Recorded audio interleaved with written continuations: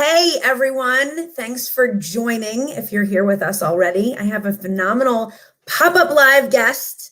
I was just telling him in the green room that I had leg day this morning and I can barely sit, let alone walk upstairs or downstairs. So this is how the day is going so far, in case anyone was interested.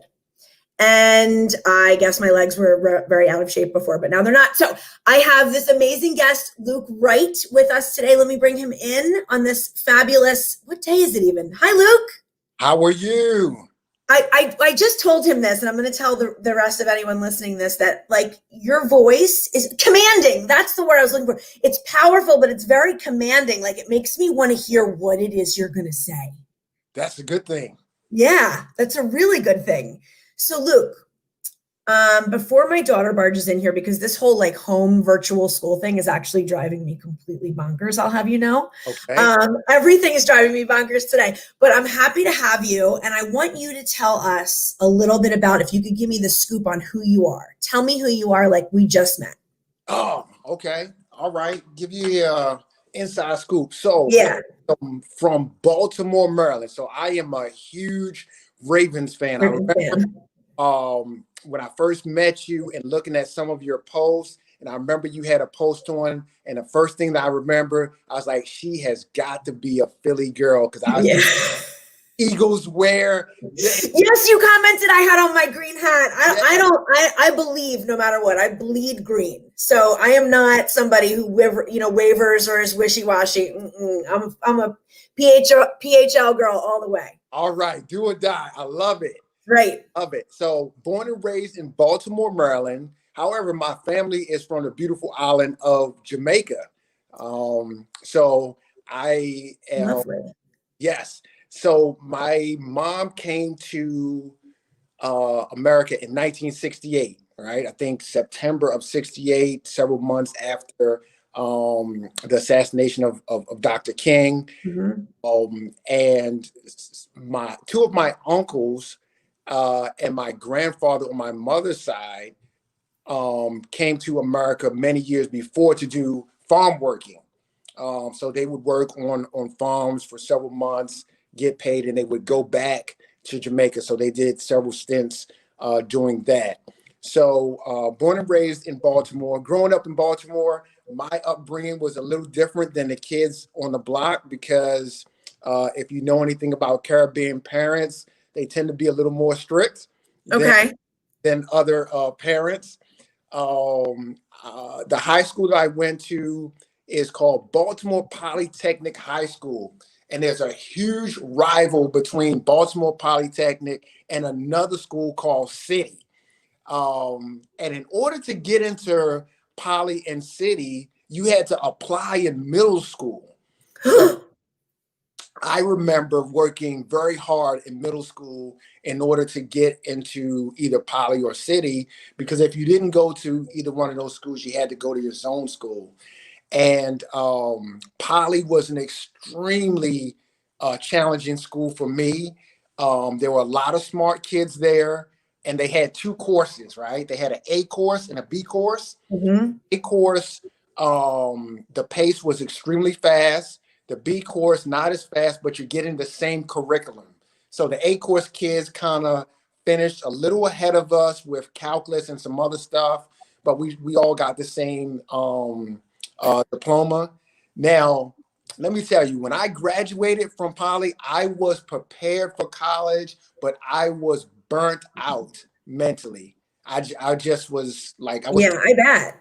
And the only school that I got accepted to was Towson State. Got into Towson State, which is an awesome school. And I got there, I think, in August, and I was home by Christmas. Uh-oh. Was home by Christmas because I couldn't afford to stay. Right. So my dad quickly got me into a community college. Went to community college, and I was working on Greenmount and 33rd down the street from Memorial Stadium where the Orioles used to play. And it just became overwhelming, trying to go to school and pay for school on a part-time job and using my credit card. Yeah, I understand. And ran into a Marine Corps recruiter at the mall. And, I gave this guy the Heisman for the longest time. I was like, Yeah, I knew you. Yeah, you're like, hey, nah, not ready for it, bro. not for me. Not for me. And a couple months went by and I was like, yeah, this is kind of getting old. And I sat down and I spoke to him, went to his office, and I initially signed up to be a reservist.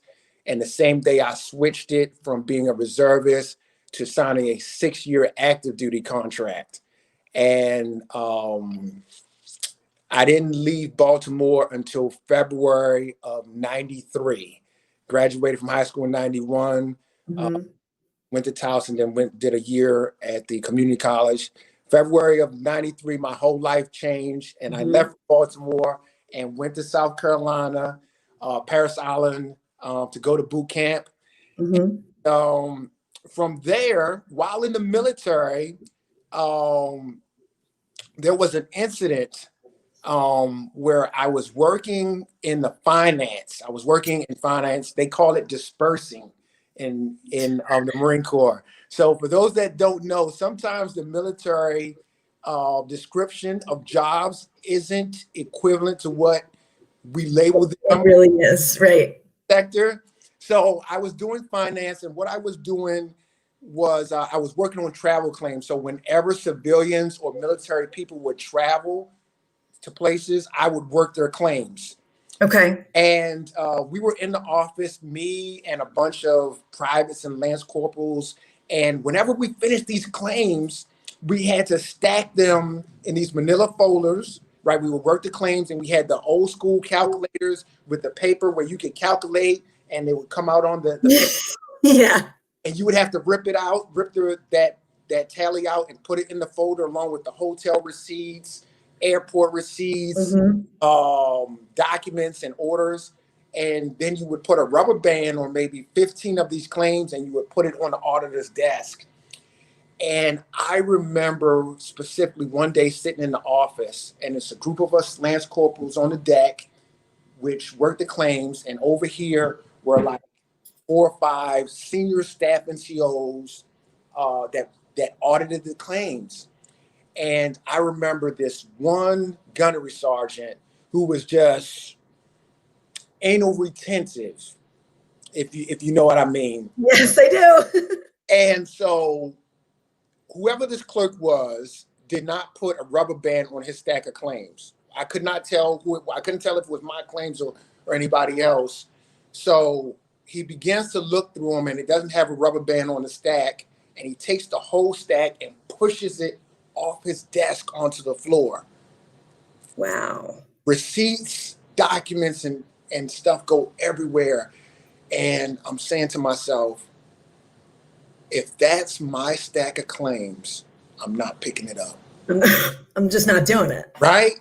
Every ounce of Caribbean blood in me and for oomph said, nah, I'm not going to do it. That was your last straw. Yeah. Last straw. So fortunately, it wasn't mine, but I said to myself on that day, I says, I have to do something to be more in control of my destiny.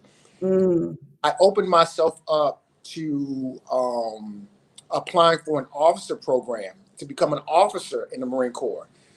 It's tough enough being a enlisted Marine, and there's a lot more responsibility in being a Marine Corps officer. So there was a Staff Sergeant McCurtis, who told me about an opportunity to become an officer. So he gave me just enough information for me to research it on my own. And I applied for the program. It was called the Broadened Opportunities for Officer Selection and Training, Boost. Okay. Are you familiar with Montel Williams? He used to have a talk show. Of course. Okay. So Montel went through this school, right? We didn't go at the same time, but it's the same school. Gotcha. Okay. I applied for the program, and I got accepted. And I was like, wow, this is going to be awesome. Now, keep in mind, from Baltimore, Maryland, and Baltimore is like the inner city is like the concrete jungle, right? You know, bus stops, subways,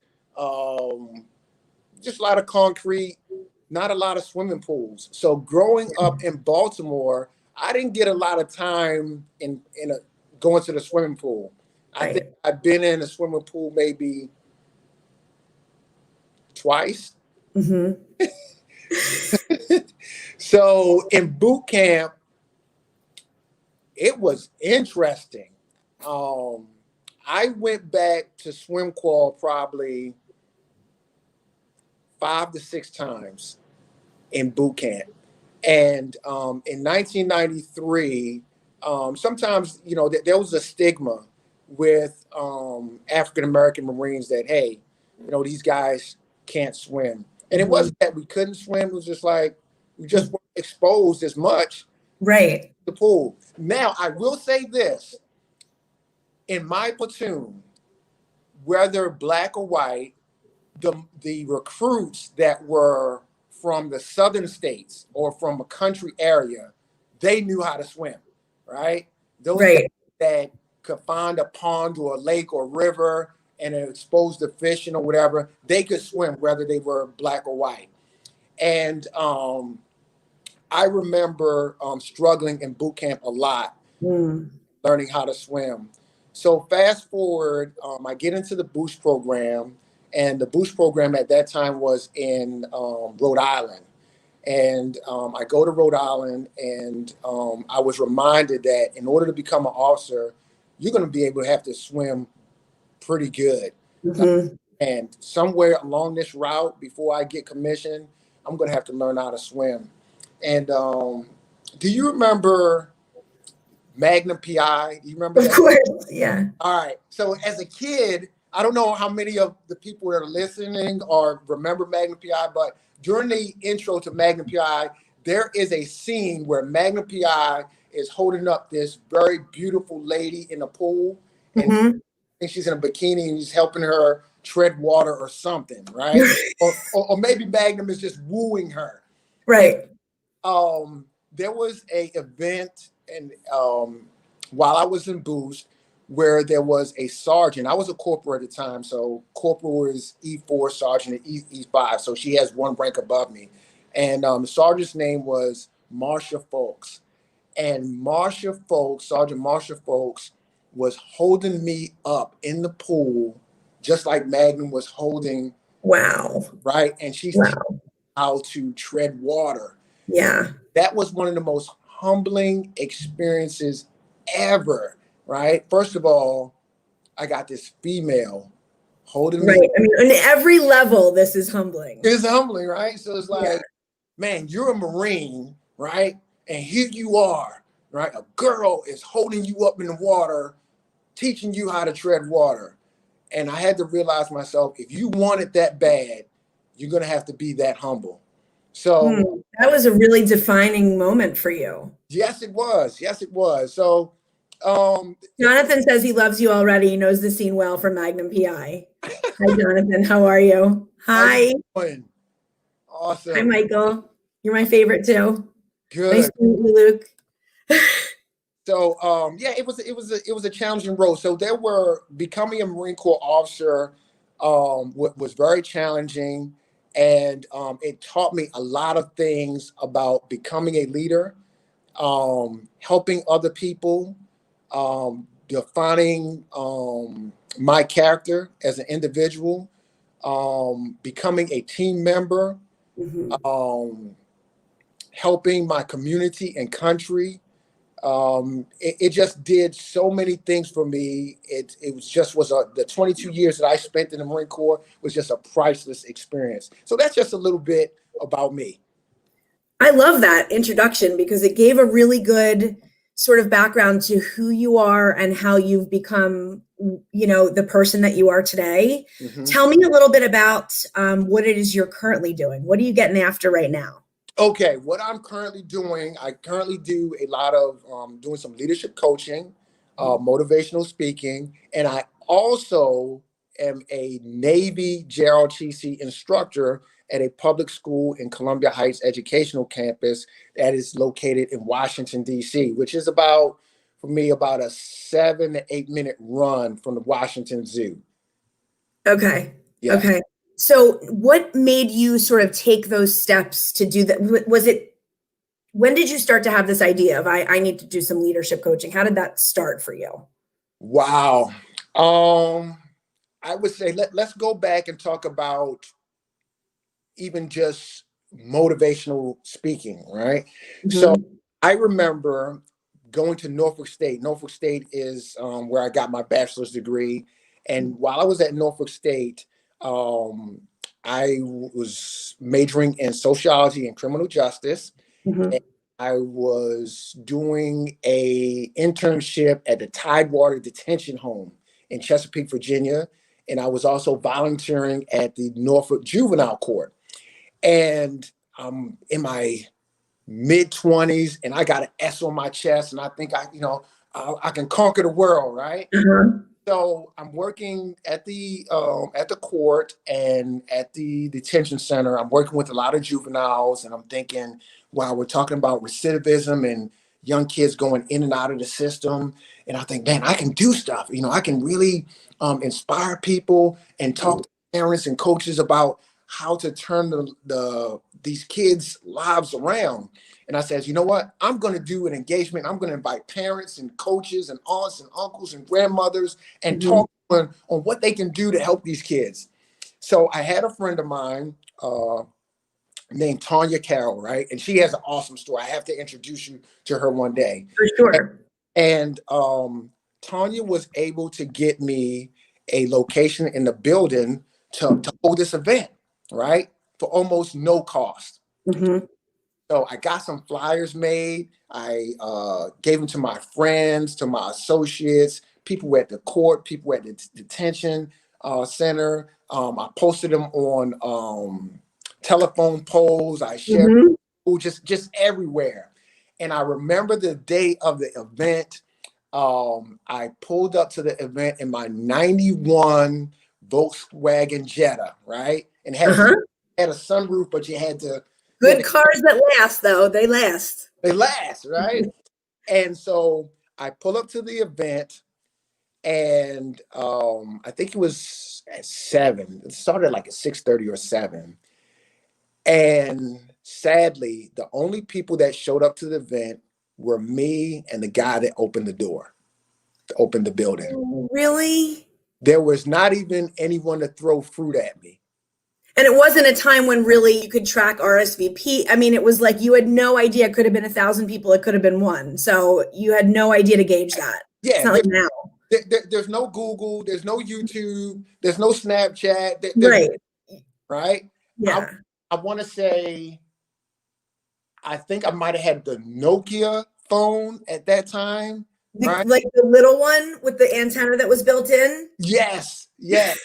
So there's you're still texting by using the number pad. Yeah, I know it well. I feel like I invented it. Yeah. Yeah. So that was my first speaking engagement. Fast forward, that was about 98, 99, because Mhm. John Elway was going to his 4th or 5th Super Bowl at that time. That's how I remember things too. I'm like, this is who was the quarterback. So I know that this was the right time that we're talking about. I'm with you. Or the cell phone that you were using. So Totally. so fast forward, a friend of mine named Chris Fisher was getting married, and I'm working at headquarters Marine Corps in Quantico, Virginia. And he contacts me, says, "Hey, Luke, are you still interested in doing motivational speaking?" I was like, "Yeah, man, yeah, still got that itch." And he says, "Well, my future sister-in-law is a principal at a school, and they got an event and they need a speaker." And I was like, "Really?" I was like, "Okay, put me in touch with her." And so one thing led to another, and I got in touch with this principal, and it happened to be in Monterey, um, Virginia, right? Mhm. And when I heard Monterey, I'm thinking Monterey, California. Yeah, that's what I heard when you said that. That's what I thought. So I'm thinking Monterey. Okay, how am I going to pull this off? I'm in Virginia right now. Right. Found out it was in Virginia, and so I talked to the principal. She explained to me what the challenges were, what they were looking for from a speaker. I put a PowerPoint together. I sent it to her.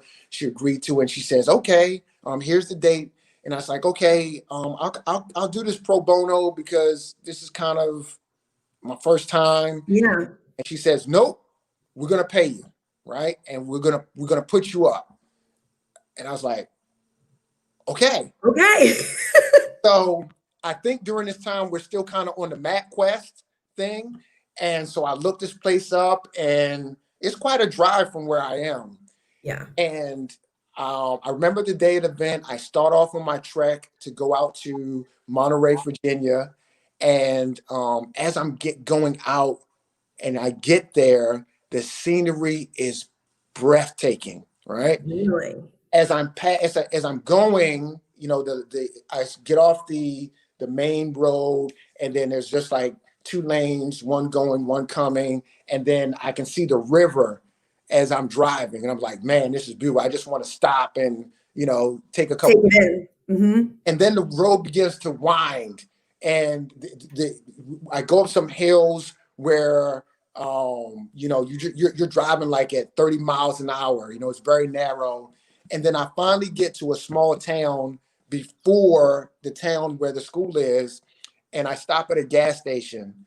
And honest to God, when I get to the gas station, the gas pumps were the rotary ones Uh-huh. from back in the day, right? Uh-huh. Uh-huh. Like, you got to be kidding me. I mean, did I go through a time warp here or something? Right.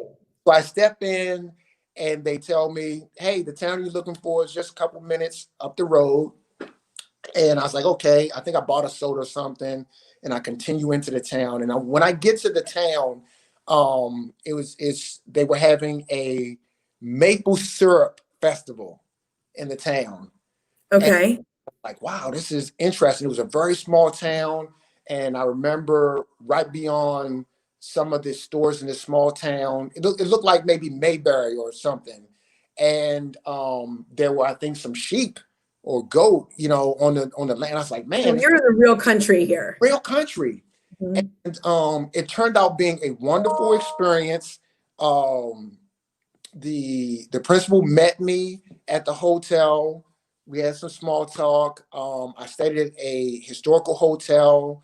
And then the next morning we got up, we went to breakfast, and then I went over to the school, gave a pretty good presentation, and they paid me for it, right? Right. And I was like, wow. And Yeah. I went home and I showed my wife the check, and she was like, you got to be kidding me. And that was my first paid speaking engagement. You are an incredible storyteller in that you remember such detail and you're able to tell the story, and it really builds up to what you're getting to, which I love, which probably makes you, I'm sure, very good at what you do. We don't even have that much time left. We have like 5 minutes left, but what would you say, Luke, was a real, I know you already sort of named a couple humbling experiences, but would you say that one of those, or is there a different one that was really an aha moment for you? An aha moment for me In your life? Yes, I'm gonna, this one's, powerful.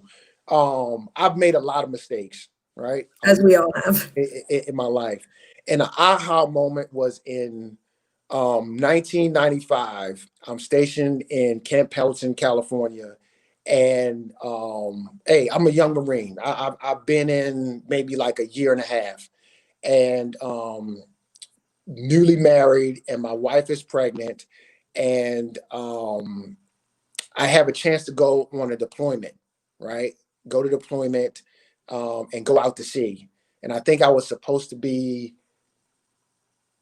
on the Essex. I forgot the name of the ship at the time.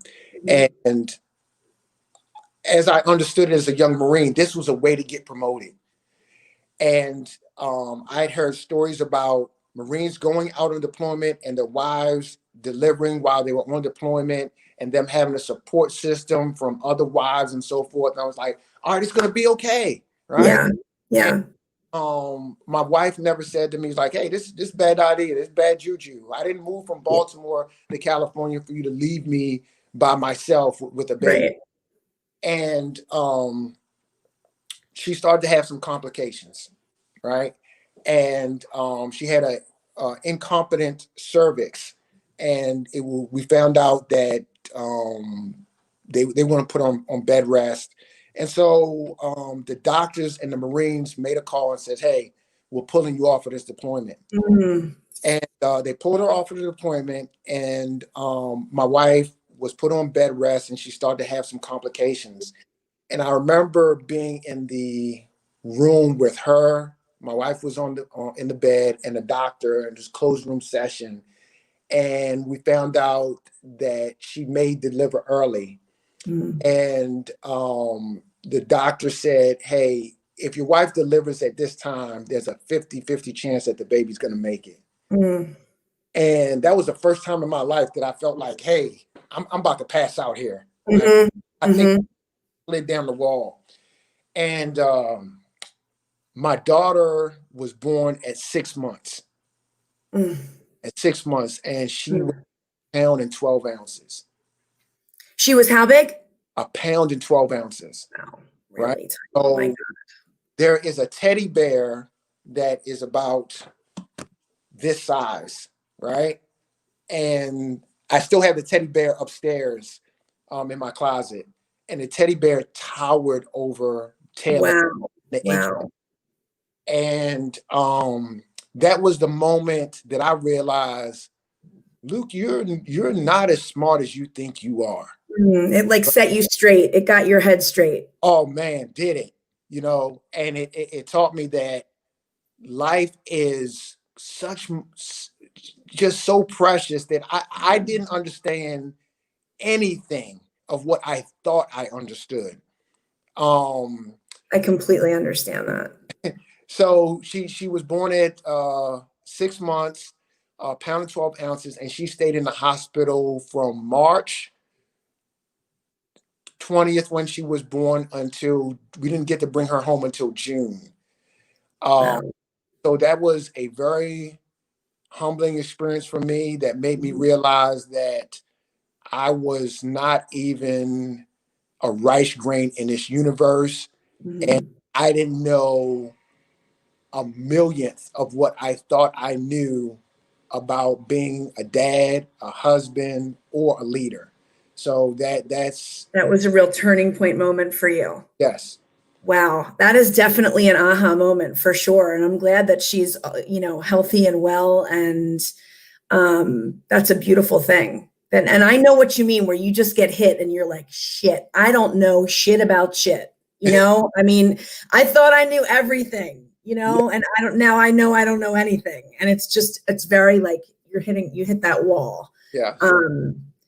And that's definitely powerful. So a couple of comments. Hi, Rob. How are you? Good to see you. Thanks for popping on. Jonathan said we gave away our ages when we were talking about our cell phones. Oh, man. I know. I'm 42 and proud. I was right there with you. I knew exactly what you were talking about. Great insight, Luke. That's the reason we're here on Earth, to inspire and impact others. Good luck. So some really nice comments. Luke, what if people want to find you after hearing the couple of great stories that you've told today on the show? Where do they find you? Boom. So I have a website, lukemotivates.com, right? So that's the name I go, Luke Wright, Luke Motivates. So you can find me here on LinkedIn. You can find me on Instagram and also Facebook under Luke Wright. Also, if you're interested, my book, The Right Thought, I'm interested. On Amazon. In the hard copy version or the electronic version. So I'm really easy to get a hold of. So if you're looking for a speaker, someone to speak about leadership, to really do something different for your audience and not that normal 40 PowerPoint slide Yeah. training. Something different, something powerful where the stuff resonates. Yeah. Exactly. I definitely want to look into your book for sure. You have some incredible stories. Yes, indeed. I appreciate you coming on the show, Luke. It went by too fast. I remember when we just planned it like a minute ago, and Yes. now it's already done. We have to do it again. So thank you, my friend. I appreciate you. Thanks for being here. Everybody contact Luke, connect with him. Thank you. Luke, stay behind. I'm just going to end the show, but I just wanted to end it real quick, and then you stick around for 2 seconds. Okay. Everybody have a great rest of your day. Thanks for checking us out.